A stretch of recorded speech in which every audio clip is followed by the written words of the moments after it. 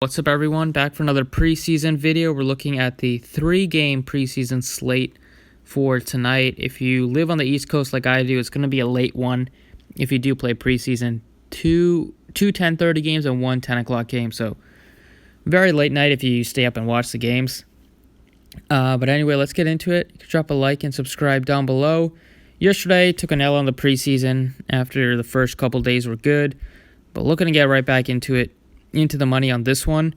The Pelicans game didn't play as many minutes as I thought they would, the Pelicans side, and you kind of really needed some players in that Pistons game, which I didn't really have. But oh well, we got 3 games tonight to try to make up for it.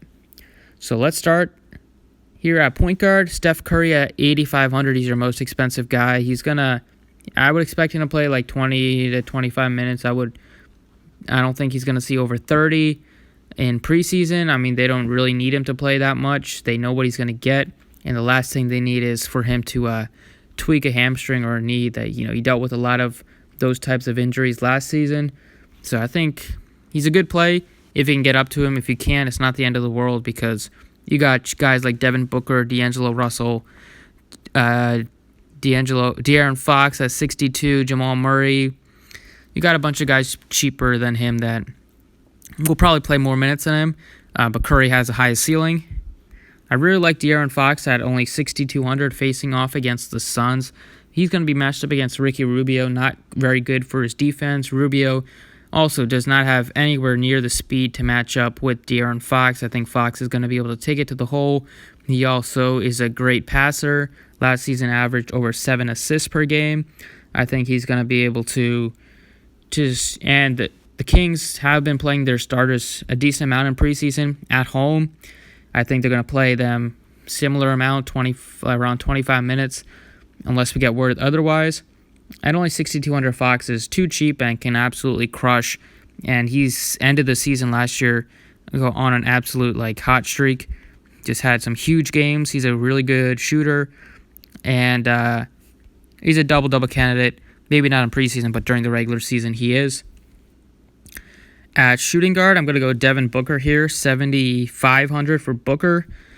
Just think that he's a solid option. After reports came out that he was only going to play 14 to 18 minutes, I think he played close to 20 or maybe 19. They did start the third quarter. That was the first preseason game. The second one, usually starters play more. And so Devin Booker, price tag didn't rise that much, only by $500. He's going to continue to shoot. He didn't take a ton of shots. I think Ricky Rubio took more shots than him by 4 or 5 more shots. Only had 8 shots in the first one, but he was effective and efficient, and I think he's going to continue to shoot more. Obviously, last season he averaged a ton of shots per game, especially near the end of the season. The Devin Booker, 75, facing off against the Kings. The Kings play lots. They play a very fast pace.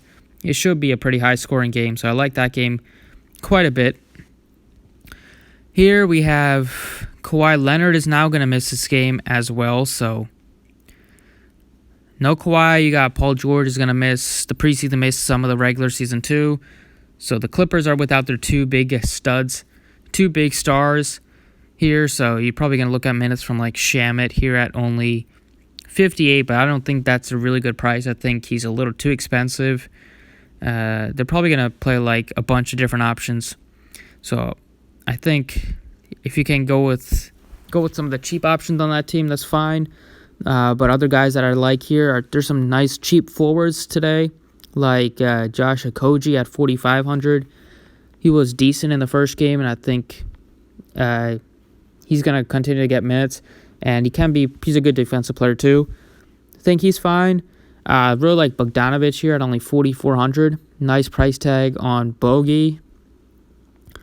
And then at only 4,000 or 4,100, you got Dario Saric. I think he's a decent option, but at only 4,000, I am going to go with Michael Porter Jr. here. Min price on Draftkings. He got some garbage time. Well, he played 17 minutes. All of them came in the second half. I assume he's going to get similar amount of minutes in the preseason to get him, get his conditioning and everything back into shape. He was pretty good, 9 points, 3 rebounds. He missed a couple easy shots. He made a couple difficult shots. So it all kind of balanced out if you watched his debut. Only 4,000 facing off against this Clippers team that is without their best 2 players and best 2 defensive players. He should have a much easier matchup at the forward position, and he's going to be playing against lots of backups. So he can dominate them as long as he gets like 15 to 20 minutes. I think he'll have no problem paying off his min-price salary on DraftKings. At power forward, I am liking guys like Montrezl Harrell at 55. I love Marvin Bagley at 52. And there's not Mason Plumlee at 42 is fine. There's not a ton. There's like 4 or 5 really solid options. I think Marvin Bagley's a really good play at only 5,200. He has quite a bit of upside, and now that Willie Cauley-Stein is no longer on the team, it's his job at the center position. He's a good guy getting the ball in the basket, especially down low. He can shoot the 3 a little bit. He's a good rebounder, and I think he's going to improve his block shots this season because he does have the ability to block shots. At only 5,200 facing off against the Suns team, I think it's a pretty good option. If you definitely play center here, matched up against DeAndre Atten. Ayton's not known for his defense, so Bagley should be able to have his way down low, and I think DeAndre Atten on the other side is also going to have his way with him. So I think the 2 center approach is definitely in play on DraftKings here with like Towns, Atten stake out so much at the position. I think it makes sense to just get both of them. DeAndre Atten absolutely crushed in the first one. Managed to have him in that first game, and it really was a really good performance in watching him play. Double-double, he had a couple blocks in only 21 minutes. Super efficient. He took quite a bit of shots, 14, but they were all really good shots right there in the paint. And I think the matchup against the Kings is a good one.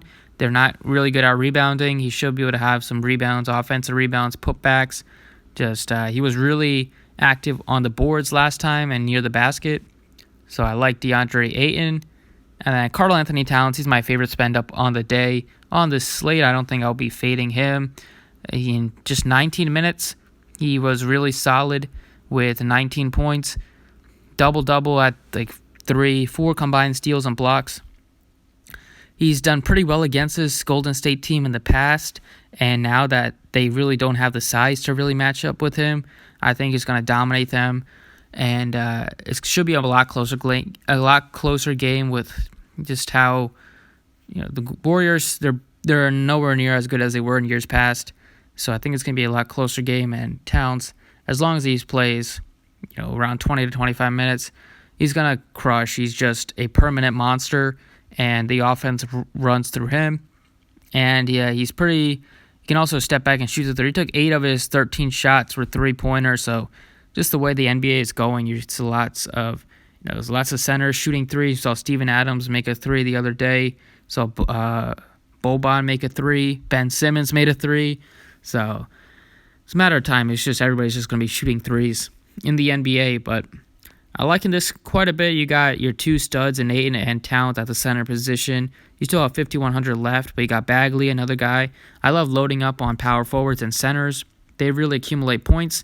And if you're in the util spot, or just tips for when the regular season starts, in these guard and forward spots, I really like to have a point guard here in the guard spot, because a point guard has the ball in his hands basically the entire time he's on the court.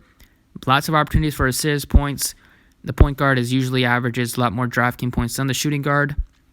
And then at forward, I usually like to have power forwards in there because double-double candidates, and they just usually tend to score more, unless we're talking about I'm not talking about like LeBron James or any of the studs at small forward. But I'm talking about like if you need a cheap forward. Usually I like to go with like power forwards. But that's it for this one. Hopefully you enjoyed. Thanks for watching, and good luck